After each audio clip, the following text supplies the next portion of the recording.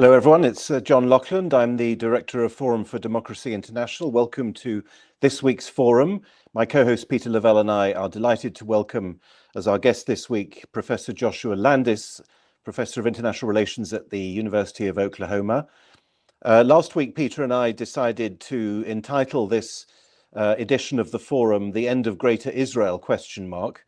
And guess what? Things have moved on since last Friday when we agreed on the title. It was all settled. Iran had won. Iran had in particular put an end to Israel's designs on southern Lebanon. And there we are. In the last 24, 48 hours, the whole shooting match has started off again. Or as The Guardian puts it, the ceasefire is now rather fragile. I always like that particular euphemism. Joshua, you're an expert on the region, I believe, on Syria and Lebanon. Were we right to say that Iran had put an end to Israel's designs, or were we being over pessimistic? Joshua. I don't think that Israel's designs have been canceled by Iran. Yep. Obviously, Iran was very weakened by Israel.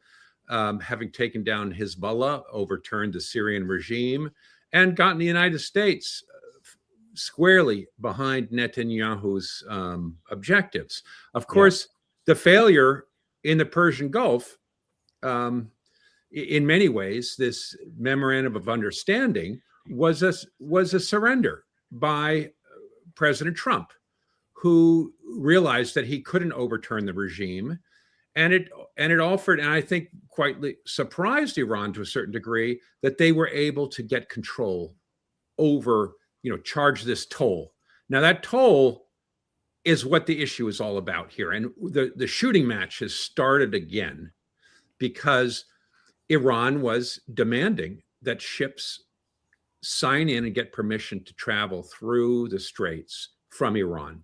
The U.S. didn't like that, was opening up another channel through Oman that thought it could stop Iran from getting that control. But Iran was clearly, their big win from this was gaining control over the straits. And so Iran's effort, America's effort to undermine that caused them to tack these ships, close the straits again, and we're back at the races with this escalation now going up. And how that will end up is anybody's guess at this point. Well, because on Friday, it looked as if Trump or the American administration had reached, as it were, some kind of deal, the famous memo of understanding, but that Israel was the one preventing it by carrying on its attacks in southern Lebanon and Beirut and so on. But now what you're saying, Joshua, is that actually the war is, after all, between the United States and Iran. Israel, of course, is a very important factor. But what you've just said is that, in fact, it's not so much the Israelis who are preventing the deal, as they call it, but instead the United States itself and its battle over the controls of the straits. Yes, absolutely. I think, America's position was badly weakened by the end of this war by Trump, who said, we had to stop the war because the international economy was going to collapse. And also we were running out of reserves, and this is going to cause a lot of chaos. So he basically said, uncle. The question then was over the control of these straits, because that was going to win Iran money in the long run. And the United States doesn't want that. They want to open up the straits. And so here we are, escalating again. Now, whether it will end any differently than it did last time is the big question mark.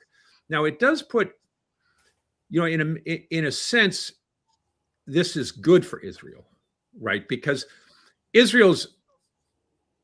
when Netanyahu was convincing Trump to undertake this war, I think he had hoped, as Trump did, that they could overturn the Iranian regime and really just put paid to the whole axis of resistance in the Middle East. And, there were a number of Israelis who came out and wrote important sort of op-eds before this war saying, we have made all these little strategic wins against Hezbollah, turning the regime in Syria, hitting the Houthis.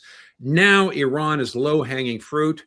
in order to realize our real strategic objectives, we have to take down the Iranian regime. And then we'll be masters of the Middle East. And this will be an American, Israeli controlled Middle East. And I think that, that ambition and possibility really lured Trump into this adventure. And it failed. But what Israel does gain out of this is that the United States is now in a permanent war with Iran. Exactly. But And see, that- Joshua, it seems to me that this has been, I have postulated this from the very beginning. Okay, Trump was sold a PowerPoint program of regime change in 96 hours or something like that.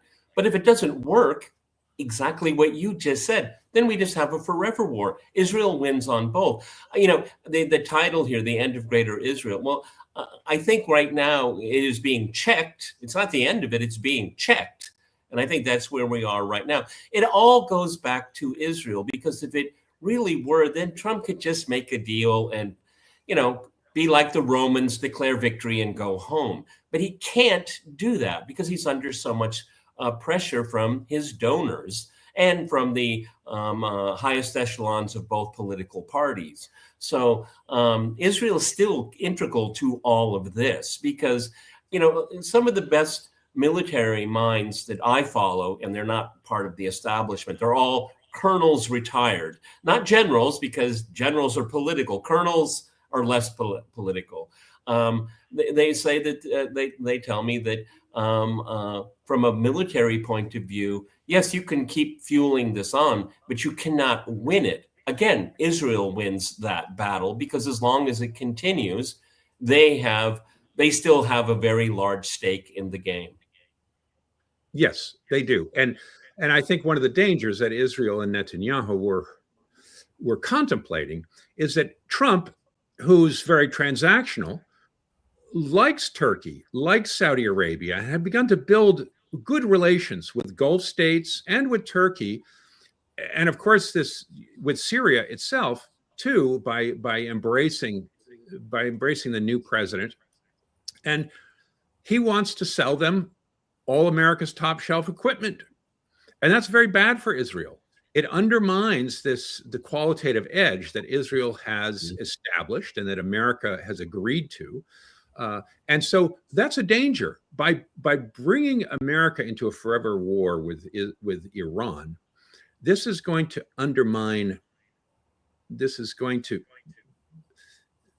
it'll undermine America's relationships with both Saudi Arabia and Turkey. Now, that's going to be a contest. We just saw that at the NATO meeting where Netanyahu said, you can't sell these F-35s, top-of-the-shelf American fighters, to Turkey. And yet Trump wants to do it. So there's still a lot of friction there about how Trump is going to proceed, even if in this forever war. And I think Israel's hope is that this forever war is going to force the United States to really preserve its alliance with Israel and will undermine its alternative path to a Turkish-Saudi building up our relations with other powers in the region. Do you think that was an alternative? That was a realistic alternative? That assumes that this is a zero-sum game, that he's going to walk away from the Gulf monarchies, he's going to walk away from Turkey. Because at some point in our conversation, and maybe we should bring it up now, we can talk about what the foreign policy blob thinks and what the op-eds and the Washington Post say, all of this. But look at domestic American politics. I mean, I have not seen. Okay, you look at the elections in New York. Okay, that's New York. You can't really extrapolate to the rest of the country. But Colorado, now we're having candidates coming out on the issue of U.S.-Israel relations and a genocide. And it's gaining amazing traction. A woman, a 30-year veteran in Colorado, was defeated by a neophyte that all she did was write an op-ed about the genocide. She got fired, and then she instantly went into politics. I mean, Netflix couldn't have made this up. Joshua, we can talk about institutional inertia and donors, but where does the democratic process come in? Well, we're at a crossroads now. Many people are predicting sort of a sea change in U.S.-Israeli relations because of the democratic process, and that Americans are going to turn against Israel. I think it's too soon to really predict that. People have said that after the '82 invasion of Lebanon and a number of intifada, so forth. It hasn't happened for many reasons, and we see. Yes, there's these victories with Mamdani and in Colorado, but Plattner in Maine is now under intense pressure to step down, and there is a whole-scale attack on him by the Democratic Party, by the mainstream of the Democratic Party. Obviously, he got himself into his own danger, but with all of these sexual problems. But the point is that contest is still very much in contest, and we look at the Kentucky race, which was where an anti-AIPAC MAGA Republican, Massey, who seemed invincible and felt invincible, very popular, was defeated because $20 million were marshaled against him. President Trump came up against him, and they threw him out. And that sent a real chilling signal, because who really wants to go through all of that? You don't need. But Joshua, I agree with everything you're saying. However, it is very interesting, and I would say very important, that everybody knows that was AIPAC money that defeated Massey. Everybody. But see, what I'm saying is that up until a few years ago, AIPAC didn't want to be in the spotlight. They wanted to be very quiet behind the scenes. Now it's turning into an electoral issue, and they can succeed. It's in the case of Massey because they have massive amount of money. But people are actually voting on this issue. That is uniquely new. You can go, the invasion of Lebanon. We can the number of times Israel bombed and attacked Gaza and never really got traction. But now there is traction because it is front and center the issue. It is, and it has American Jews torn. Op-eds by Nicholas Lemon and other really leading figures in the Jewish community in America are struggling with how they're going to line up. Do they support Israel through thick and thin, or are they going to be against this new Zionism? What's their relationship to Israel? And that is troubling, I think, all American Jews. And we see, American Jews, when they're polled, are more pro-Mamdani than the average American. They are critical of Israel, but that's not the big money. And that's where the question comes. The big money is still, we look at what's happened to the media landscape, for example, in the United States, with TikTok being purchased by pro-Israeli, CBS, CNN, so forth, Barry Weiss taking over, all these very pro-Israeli groups going after the media, billionaires purchasing the media and tilting the landscape. That's very powerful. And that tilting of the media landscape was more or less on the orders of Netanyahu. You remember he did a to-camera piece in a meeting in DC, as far as I know. Well, he said, we've got to sort this out. And he particularly mentioned TikTok. I'm sure you know, Joshua, the clip I'm referring to. I do. It was, he said that is the major battleground, even more than on the ground, that we have to win the media war because it's the hearts and minds of young Americans. And that's the great fear, is that the young Americans who saw all that video coming out of Gaza and were horrified by the human rights violations, it destroyed the main American concept of Israel as this young, plucky state that was surrounded by evil Arabs and Muslims, that was, in a sense, an outpost of Western civilization, defending all the American virtues of democracy and liberalism and so forth. And that reversed that picture and muddied it up. And now, how do we, from an Israeli point of view, want to preserve that And that's the struggle that's going on. And we're seeing American electoral groups, both on the right and the left, breaking out of that cage. But still, they're not in the mainstream. There isn't. Yeah, but Joshua, we're doing a podcast right now. I'd rather be in the podcast space than in the mainstream media space in the United States. You wouldn't be in the mainstream media space precisely for these reasons. So yes, I want to go back. You can pat yourself on the back for being on the margins. But go ahead, yeah. Yeah. Let's go back to Iran, because it's, for me, it's very interesting, and it also has to do with the question of the end of Greater Israel. The worst nightmare of the Israeli establishment and their Zionist supporters around the world is the U.S. would actually engage with the Islamic Republic of Iran, because engagement gives legitimacy. Your interlocutor is someone you have to sit down with. This is the last thing that Israel wanted to happen. And so my question to you now is that, we'll just take the popular number. For 47 years, Iran has been contained.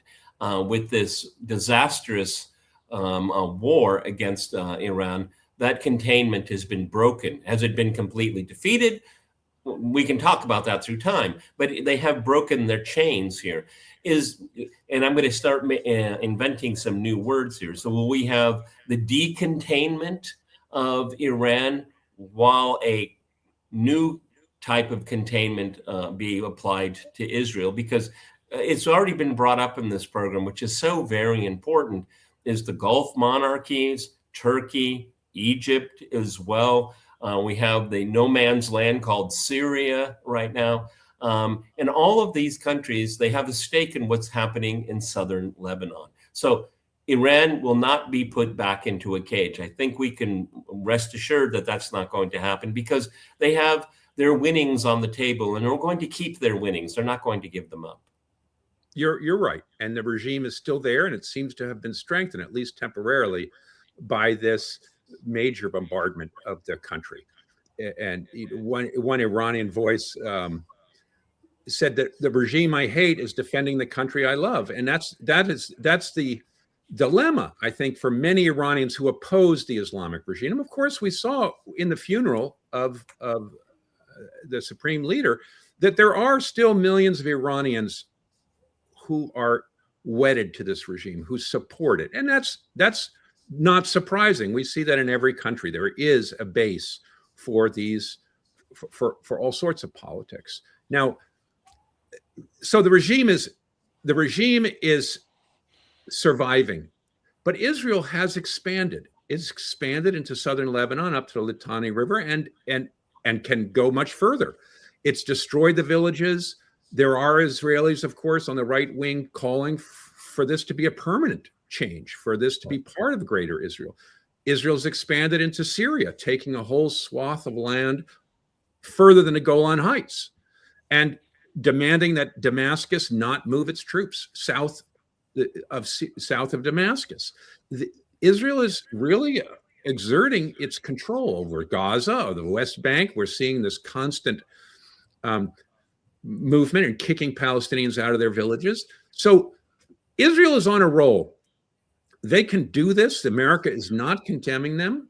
Yes, Trump had a few harsh words for Netanyahu, but he has clearly avoided doing anything to punish Israel, whether it's sanctions, whether it's lifting a veto in the UN.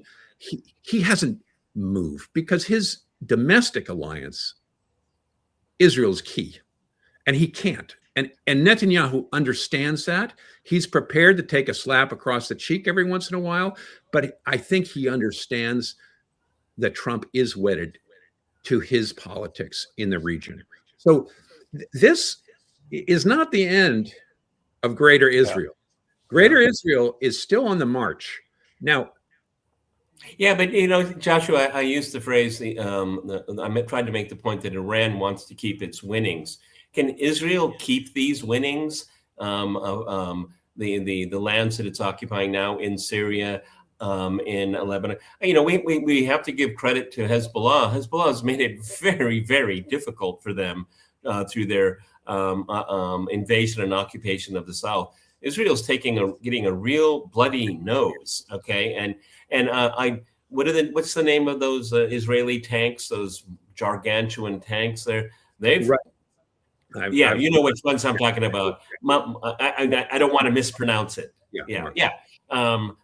Taken, they're easy pickings with the kind of technology, very cheap technology, by the way. What I'm saying is that yes, I always kind of look at we could use Hitler's conquering of Europe. One country after another. The Wehrmacht were so strong. No, all of their opponents were so weak. Okay, and this is how I kind of look at this right now. We have weaknesses, but can you keep those winnings over time? Obviously, I don't think the United States is going to interrupt that. We know that for a fact because Trump wouldn't honor the memorandum of understanding, even on the first point when it comes to Lebanon. So, but can Israel sustain this? Because going back to my previous question, there is going to be a growing containment of Israel. Losing the Gulf countries, the Abraham Accords has no future whatsoever. So, I mean, they do it at their peril, don't they? They do. And, I'm going to refer to Kissinger here. After the 73 war, in which Syria and Egypt had attacked Israel, trying to get back the lands that Israel had taken from them in the 67 war. And President Nixon did not want to defend these extra conquered lands. He saw that Israel's expansion was bad for the United States and is going to suck America into war after war with these Arab neighbors, which he didn't want. And he wanted to have a big sit down with Russia and to end the problem of occupied land. Anyway, Kissinger. And then he got Watergate. Yes, he not only Watergated, but Congress turned against him. And he came under immense pressure to give up that and to send this rearmament, to send the massive air rearmament of Israel during the 73 war, which caused the oil embargo and the Arabs to line up against. He did not want to do that. Kissinger was pressuring him to do it, and the Israelis were pressuring him, and Congress turned and threatened him with an investigation. And so he gave way to it. But the point of this story is that Kissinger talked to the Israeli prime minister and said, if Israel insists on absolute security for itself, that means absolute insecurity for its neighbors. Absolutely. And they're going to constantly bandwagon together and try to stop this expansion. It's going to force Israel to take more and more land because it's going to create more hostility on the other side. And then eventually the expansion will get to the point where you economically, you can't afford it. And you're producing more and more enemies for yourself. And so eventually you collapse. And this is, this is the Germany analogy, or any analogy of an expansionist power that gets too far and it can't afford it anymore. It goes bankrupt. Now, Israel has been able to afford it because America has bankrolled this. I mean, you look at the Gaza campaign, the United States has spent well over $20 billion subsidizing that campaign, giving free weapons, free bombs, free everything. And that same with this Iran war. So the United States taxpayer is subsidizing greater Israel. And at some point, and that's what we're seeing, I think, domestically in the politics with the MAGA crowd and with the Democrats, we don't want to spend that money. Americans say, we want healthcare. We want education. We want all the things that Europeans get because they don't pursue one war after the next. And Americans are, American. Well, I see you smiling, but the point is, obviously, I get the point. Yes, the point is, Joshua, the point is, people don't want to pay for genocide too.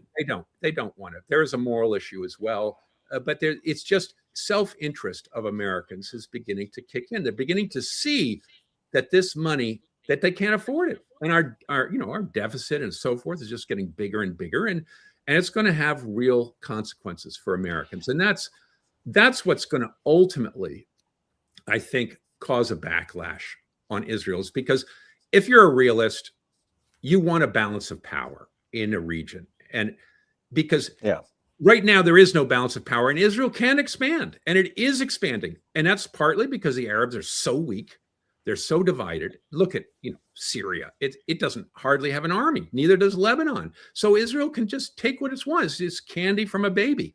And until there is a counterbalance, and that's what I think the danger is for Israel, is that Turkey, Saudi Arabia, and others, even if Iran is not the major pusher back, Turkey and Saudi Arabia and other regional powers, Egypt and so forth, are beginning to say, we can't allow Israel to be the hegemon here because they're going to constantly disrupt and destabilize the region, and we'll never get off first base and develop our economies. So we have to stop this. We have to stop Israel.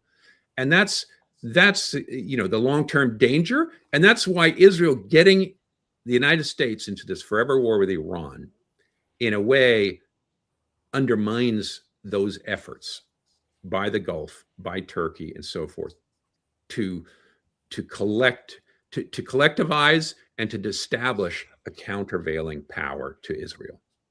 Why does the war in Iran prevent that? Well, it prevents it because the United States is focused on undoing Iran. And it also prevents it because Saudi Arabia, rather than focusing on Israel, is going to focus on Iran as well. Because Iran, in escalating this war, what is Iran doing? They're attacking Bahrain. They attacked Kuwait last night. They've attacked Saudi Arabia. They've attacked the Qatar. It's, I was listening to some podcast that said, since the war started, there have been $2 trillion worth of contracts with American defense, that American defense industry is going to be making a fortune out of this war, because Saudi Arabia and all these Gulf powers need to defend themselves. And they're angry at the United States for starting this war and causing this, it screwed up their whole diplomacy, which was to make nice with Iran. And now they may be driven into making war with Iran. And that's good for Israel in a sense.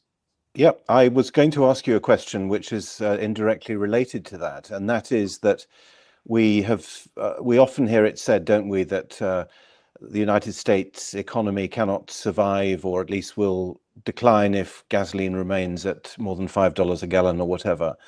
But and you, Joshua, you used an interesting word just now. You said that Netanyahu knows that Trump's alliance depends on continued support for Israel. I'm not sure whether you meant alliance or his donors. His donors. His donors, exactly. Yeah. America. But is the truth not that Trump's real alliance is what we would call, if they were Russian, oligarchs? In other words, big business, big companies, obviously the military industrial complex, the oil companies, and so on.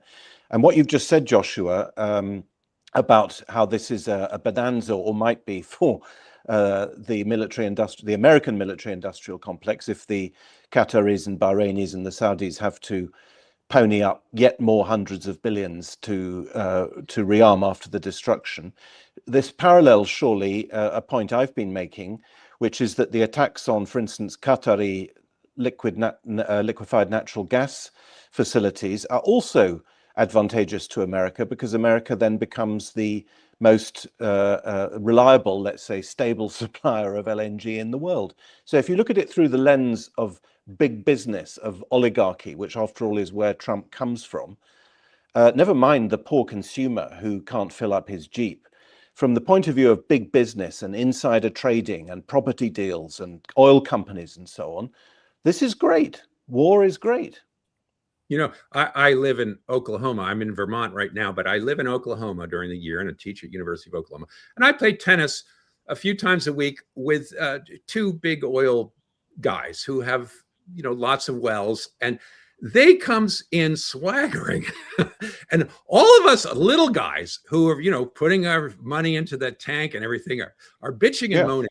And they are, they're bringing in 100 free donuts for everybody to eat. They're making money hand over fist, and they keep on saying, well, it'll be sort of nice if this war could keep on going, because they're building giant houses. So yes, there are lots of multimillionaires and billionaires who are making a fortune off this war, but the average American is getting pounded, as is, and even more so, it's the rest of the world, because America does have this oil, and there are some good effects for some parts of America, but ultimately, it's going to be very damaging. But that's been the economic model.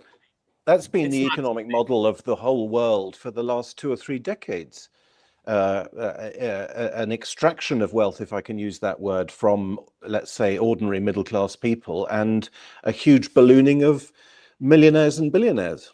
You're right, and it's hurting. It's making Americans scream, and that's why we have Trump as a president in many ways, because he was able to channel that rage and that discontent of this expanding income gap. And that's why the Democrats are hoping to jump in now and take away his fire and use. Yeah, Joshua, we have Donald Trump because the Democrats sabotaged Bernie Sanders. Okay, that's why we have Donald Trump. Well, okay? Bernie Sanders is in many ways he's been a leader of a populist campaign on the other side, and Trump just did it better than him in a way that created this incredible tent that's going to collapse once he's out of politics, because he's a very special personality. But everybody's scrambling for that big tent populism. The centrists in both parties are fighting against it, and America's screaming just the way every other country is. And how the fallout will be, I'm not sure. But you're right. This cycle of the billionaires running our politics is something that's only going to grow in the short term. And then that means we have to accept, at least implicitly, that, and we can throw in Europe too, is that the social contract is being rewritten. It is. My son. What I'm just saying is that we'll make sure you're just a tad above poverty. Deal? It's true. But there's a younger generation who are saying, I don't want to vote. I don't believe in the Democrats or the Republicans, only revolution. And I constantly with students who are like this at the university, or my son who invokes these kinds of arguments, I say, you do not want revolution. Look at the Russian Revolution, the French Revolution, the Iranian Revolution. You do not want revolution. So many heads roll, and it usually makes things worse. And the bad guys usually win. And they do, and you get a much worse situation than you had before. But it's not convincing. They say, well, how do we get out of this? The billionaires are getting richer and richer. The system is corrupt. This is not democracy. It's broken. And I don't really have an answer for them. Well, I think that's a correct analysis. Yeah, and what I think all three of us found it quite amusing that Donald Trump's new trope is anti-communism. And I was saying to George Samueli, a person I do a podcast with, I said, yeah, but a lot of young people want communism, or what they think it is. Okay. I lived in communist Eastern Europe. I'm a student of communist history.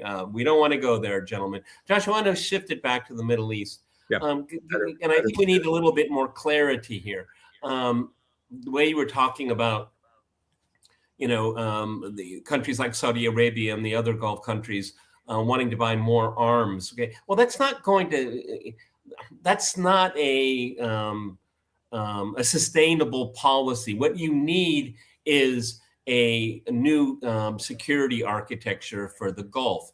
Now, I may be wrong here, but first of all, you look at all the monarchies. The UAE was always an outlier, but what we had before February 28th didn't work. Now we're in a new era here. Yeah, Iran did attack facilities in our country, mostly American bases, but other facilities, energy facilities and whatnot. We have to make sure this doesn't happen again. So we need to talk to these people. The Americans didn't protect us.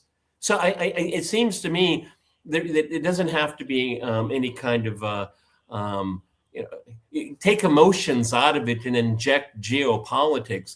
Iran is not going back in the box. They are what they are, and we have to deal with them because the Americans weren't here. We were promised so much, spent trillions of dollars to make fat cats rich in America and whatnot, protect the petrodollar. What's the alternative, Peter? Yeah, and also you're thinking rationally, Peter. You're a rationalist. You're thinking in terms of the long term. Like that, and they've been scratching their head for some time. Is, can we go to China? Can we go to Turkey? Who's the alternative? Russia? Who's the alternative? And this is Joshua, why do you say Russia? Why do you say China? Why do you say Turkey? How about just keep it in the region, in the Gulf? But you need to get the technology. You need to build the infrastructure. You have to build your own arms. Where are you going to get that muscle if it's not from the United States? And that's the dilemma for everybody. Well, no, Joshua. Let's start with first. That's a dilemma for Europe. I mean, look at the NATO meeting we just had. I mean, I'm don't sure even get me European leaders would like to stick something into Trump, but they can't. Okay, because I don't know how much you follow what's going on with NATO and Russia, and I don't want to drag that in. But my point is, let's look at the basics. These countries in the Gulf want to get ships in and out through the strait. Iran controls the strait. How do we make that happen where everybody wins?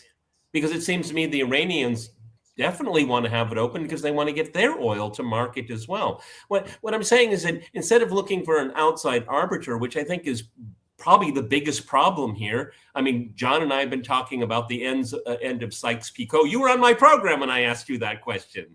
Okay. It has to be a regional approach. It does. And that's where diplomacy, I think, in the the Iran deal that Obama negotiated is ultimately something that looks like that. Yeah. Is the future.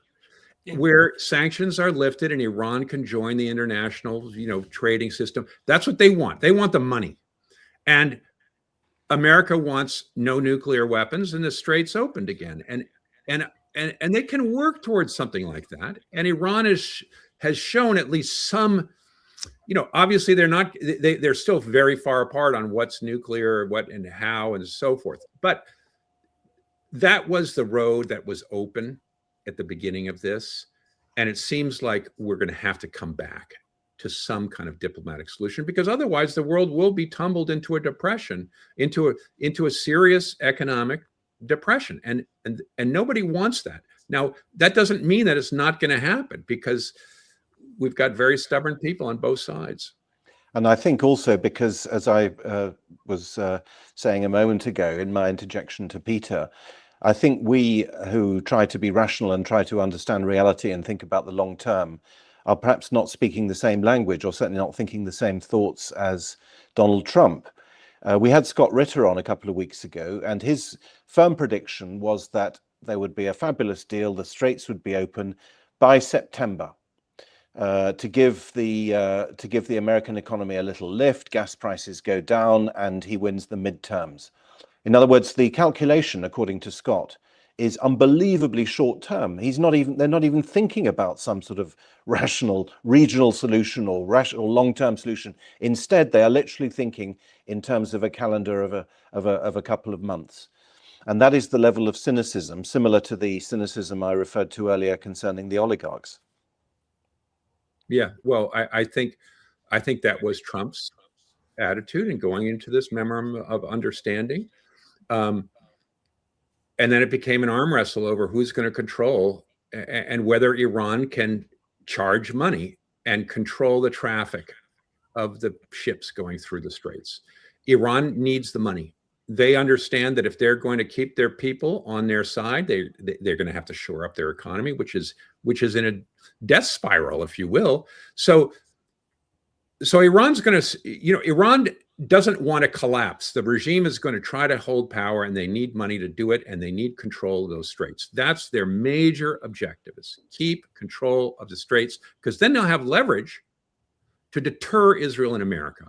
And we have to return, if I may, to when Obama was about to announce his deal in 2015, 16.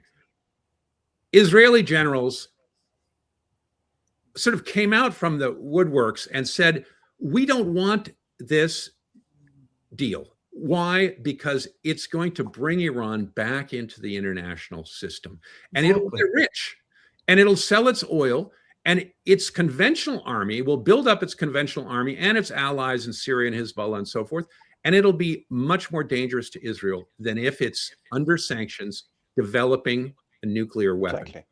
Why?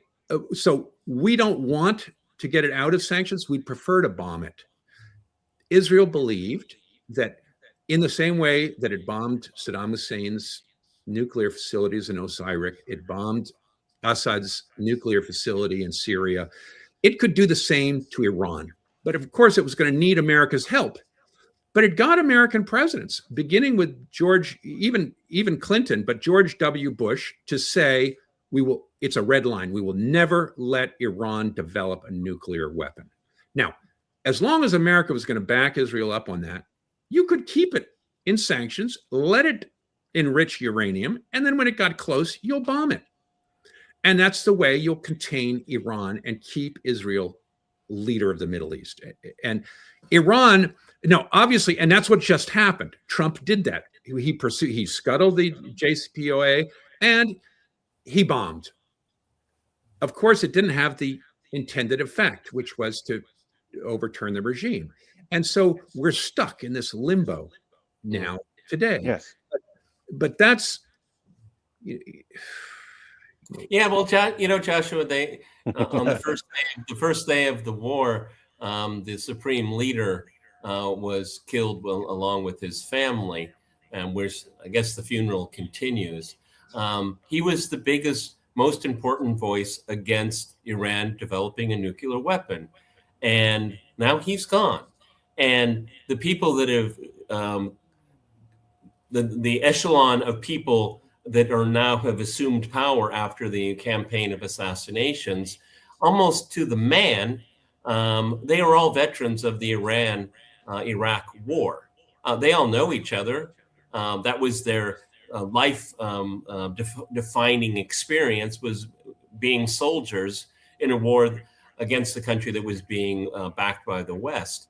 Now, if they want a nuclear weapon, they certainly can easily develop one, okay? They have all of the technology. I would imagine the breakout time is quite short. Will they do that? Again, Scott Ritter was talking to us. He said, absolutely, they would never do that. I disagree with Scott on that. But, does it really matter? Because Russian words very rarely make it into the English language, but the Russian term for agreement incapable has got great circulation now. John, I think it was the Moon of Alabama. They introduced it at the beginning of Scott definitely used it, yeah. Yeah, and I love that term, agreement incapable.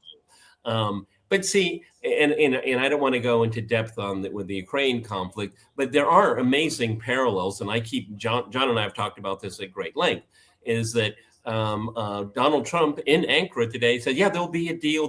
I think we're all exhausted by that word, yeah. But it shows the Americans and the Western world in general is agreement incapable when it comes up against real resistance, okay? Not Panama, not Grenada, but Iran and Russia. And they're really at the end of their rope because they don't know how to negotiate with people that can actually defend themselves.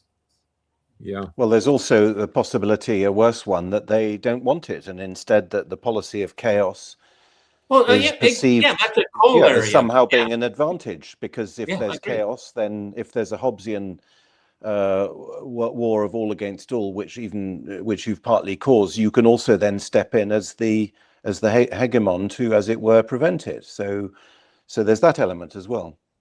Yeah, and America's been struck by a sort of a schizophrenia from the very beginning of the revolution, which is the desire, on the one hand, to see the mad mullahs as a crazy regime that has to be overthrown. And then there's been these brief efforts at diplomacy with Iran of seeing it as a realist power that you can come to terms with and you can negotiate with and get a JCPOA. Now, But ultimately, Americans have really rejected that alternative. And we see Trump almost on a daily basis go back and forth and say, these are evil people. They're crazy. They can't deal with them. And he then did that today in Ankara. Yes. He did that today in Ankara. And then just the other day he was saying, geez, I like these guys. Some of these guys are pretty nice guys and we can deal with them. And you see that schizophrenia going back and forth. And I think it reflects our policy establishment, which is also torn along those lines. And, that brings in the whole AIPAC and Israel influence thing, because those are two sides, but they're very deeply embedded in American culture. And, yes. and we vilified Iran to such an extent that it's very difficult for us to now turn around and say, geez, these are good guys. And we don't really know who's up. To your question of, does erasing this older generation of Iranian leadership, there are many people saying, well, these new regime may be hardliners, but they're going to be more realistic because they're the military. IRGC has got a larger role and Islamic ideology has got a lesser role. That seems to be the conventional wisdom amongst the Iranists, who are saying this could be easier to deal with in some ways because they're going to be more realistic on just following Iranian foreign policy. But Iran clearly needs to deter Israel and America from bombing them again. That's their biggest concern. And the only way they can do that is by maintaining control of the Persian Gulf and being able to shut it off and bring the international economy to its knees. And that seems to have worked under Trump with the with the memorandum of understanding. Now, Trump has torn that up, but he's going to have to come back to it. And so they're going to cling to that control. No matter what we do, as long as they're there, they're going to cling to that control, because Israel has destroyed Hezbollah largely, overturned the Syrian regime. That used to be the deterrent. The deterrent was, if Israel bombs Iran's nuclear facilities, Iran can get Hezbollah with all of its rockets to attack Israel and hurt them badly. Now, then it was, well, maybe Iran can send its rockets, as it produced better technology, its rockets and its drones, to Israel and attack them directly without Hezbollah. But we saw that hurts Israel, but it doesn't hurt it enough. Mm. And so the straits then becomes the magic bullet for Iran. That's going to be the deterrent. As long as we can shut off and bring the world economy to its knees, we will have a deterrent we need, not to have regime change tried on us every 6 months or a year or whatever it's going to be. Otherwise, Israel and America are just going to mow the lawn, right? They're going to come back. There's a raging debate. We were very fortunate to have Alistair Crook on, and he talked a lot about maybe it's not an official description yet, but it seems appropriate. The growing civil war within Israel itself. Where you have, I don't know how much more right wing this government can be there. Well, Scott Ritter also talked about that. Do you remember a couple of weeks ago, Peter? Yeah. Go ahead. Well, I had a guest on my program. Israel embrace similar politics. I mean, there doesn't seem to really be, yes, they're all fighting to be leader, but I don't imagine that the coalitions that are going to be formed in a next government are going to be that much different from the coalition that's established today. Yeah, but Joshua, the numbers are being hidden, but there is a outflow of Israelis leaving Israel that are given up on this project. I know, because some of them have come back to Moscow. Okay, it's pretty obvious.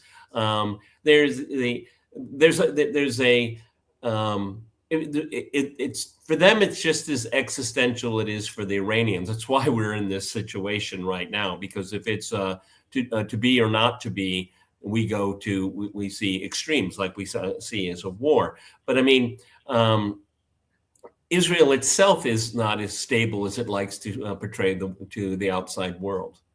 And it's going to become more unstable, I think, as if they continue to expand. It's going to be much more costly, because there is going to be resistance. As you said, in Lebanon, Hezbollah has a new lease on life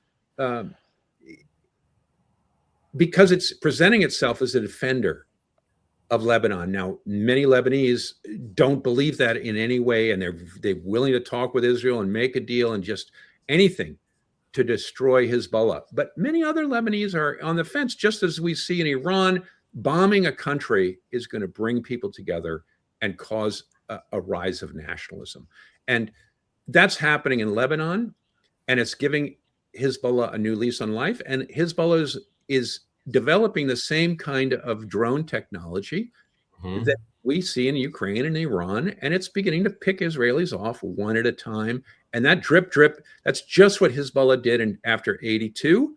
And it took them, it took them 18 years to drive Israel out until 2000, but it did. It succeeded because it was a resistance movement. And Syria will develop something similar to that, and it's going to drain. Israel needs to make an agreement, and we can see in Syria, this new Syrian president, love him or hate him, he was willing to make a deal with Israel. He was willing to give away the Golan Heights in order to get that peace agreement and get Israel off its back. And Israel said, no, we want the extra land. We can have the security by taking extra land because we're strong. And it's easy. And I think that's the prevailing, Israel coats that with, oh, he's a menace. This is Turkey at our border. Oh, the barbarians are coming.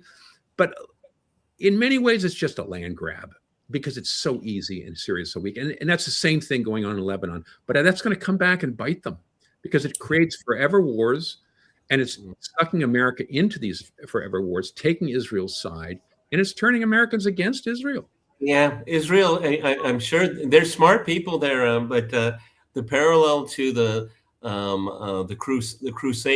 Crusaders that made settlement, Israel is facing the same issues. Okay, it refuses to make peace with any of its neighbors.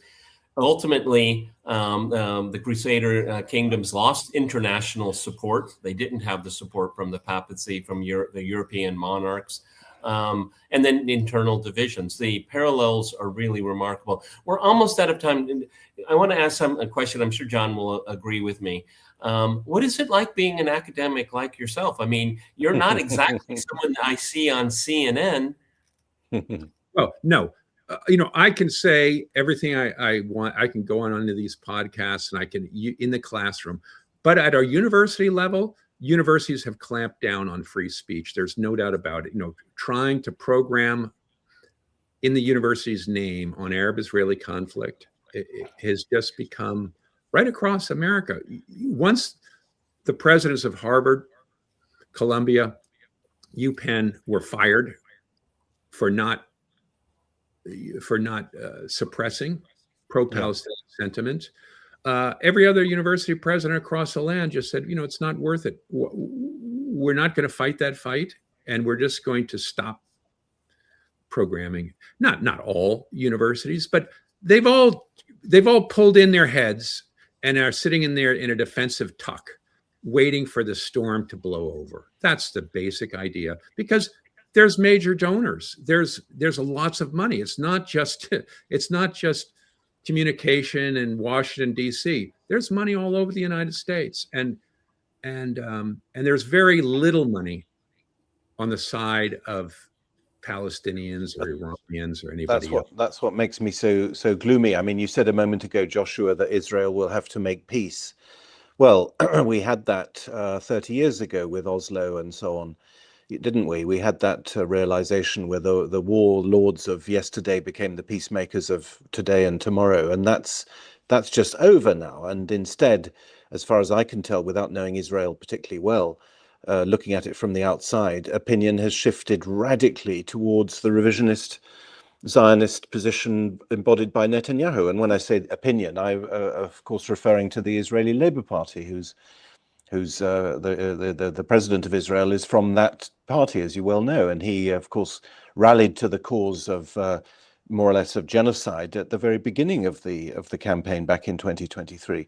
And that reminds me of a trend. I mean, we were talking about it briefly before we came on air, but this trend which includes also, of course, the United States and also Europe, this generalized radicalization, this generalized closing, not just the closing of the American mind, the closing of the Western mind. I'm thinking of 2 votes that were carried yesterday in the European Parliament, one to deregister a pan-European political party and the other to impose chat control. In other words, mass surveillance of all text messages on all things like WhatsApp. These 2 in one morning yesterday on Tuesday.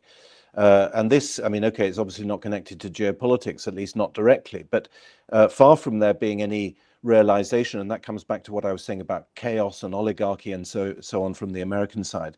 Our elites seem to be tunneling, barreling ever further down into a tunnel, and that's what makes it so. Even in the United States, I mean, the United States has a phenomenally, I would say, certainly in comparison to Europe, interesting debate on foreign policy. We don't have John Mearsheimer in Europe. We don't have Jeffrey Sachs. We don't have Stephen Walt. Those people do not exist on this side of the Atlantic. They do exist in the United States. You're one of them, Joshua, but you're probably, there are probably quite a lot of you actually.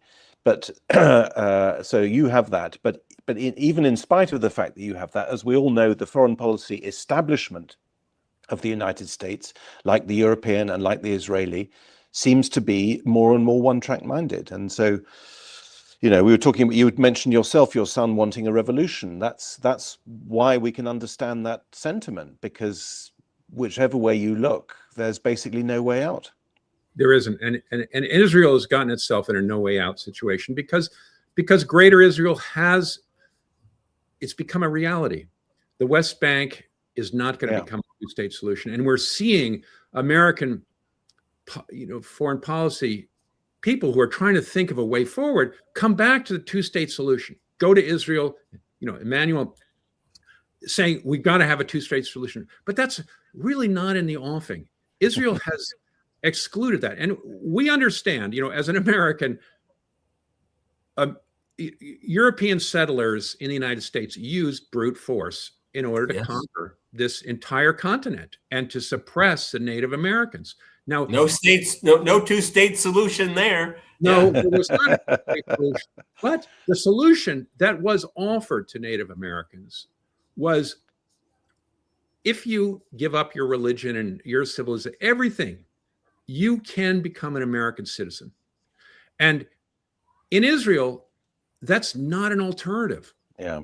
The Palestinians who've lost their land and who have become, in a sense, like the Native Americans on their reservation, they don't have the option of embracing Judaism or intermarriage or becoming citizens. They're not citizens. They're excluded. Those 5 million Palestinians that live in the West Bank and Gaza are living a life of misery, and the whole world is watching that misery. And no matter how much the TV stations, the mainstream press tries to keep our eyes diverted from that, people are going to see it.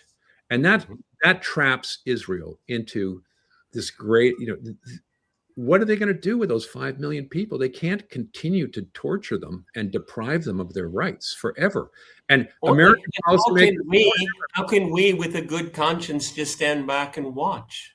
And the Israelis cannot accept them as citizens, never mind their misery, because the whole project of Israel is based obviously on it being a Jewish state. Yes. So it's an ethno state which demands of everyone else that it doesn't be an ethno state, but wants it, of course, for itself. And that's a dilemma from which there is indeed no way out. In the case of the United States of America, the political identity that was offered was, of course, not ethnic. It was, universalist ultimately, and remains like that to this day. And it's the beauty of it. I mean, the beauty of America is that it came up with this alternative of a civic state and a civic. Yeah. Lincoln made a beautiful speech in the middle of the Civil War, and he was trying to convince all these Union soldiers why they should go into the next war and die. And he was giving a eulogy to fallen soldiers.